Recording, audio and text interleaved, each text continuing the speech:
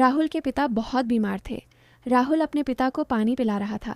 तभी राहुल की आंखों से गरीबी और लाचारी के मारे आंसू आने लगा। राहुल सुबह उठता है और जंगल की तरफ चल पड़ता है, इस आशा में कि लकड़ी बेचकर जो कुछ पैसे आएंगे उनसे वो अपने पिता का इलाज कराएगा। राहुल जंगल का रास्ता भटक जाता है और एक अनजान जादुई जंगल में चल जाता है। राहुल घबरा जाता है और इधर उधर चारों तरफ देखने लगता है। तभी उसकी नज़र झाड़ी से आती चमकीली रोशनी पर पड़ती है।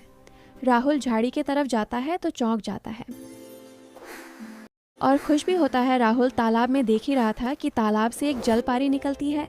जल परी राहुल की तरफ देखती है और बोलती है, राहुल डरो मत, मैं तुम्हारी एक इच्छा पूरी करूंगी, लेकिन उससे पहले तुम्हारी परीक्षा लूंगी।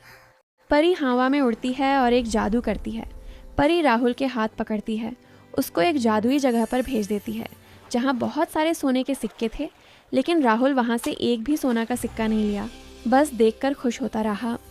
जादुई सिक्के के बाद परी राहुल को एक काले दानव के पास भेज देती है। राहुल बिना डरे दानव के सामने आड़ा रहा। ये देखकर परी खुश होती है। राहुल को तालाब पास वापस लेके आती है। परी राहुल से कहती है कि अपनी एक इच्छा बताओ। राहुल परी से हाथ मिलता है, तभी परी एक जादू करती है। राहुल बोलता है, आप मेरे पिता को ठीक कर दीजिए।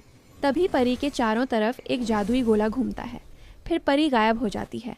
परी के गायब होते ही राहुल जंगल के बाहर आ जाता है और अपने घर तरफ जाने लगता है। जैसे ही राहुल अपने घर के पास पहुंचता है, देखता है कि उसके पापा गेट पर ही राहुल का इंतजार कर रहे हैं। जैसे ही राहुल आता है, उसे गले से लिपट जाते हैं।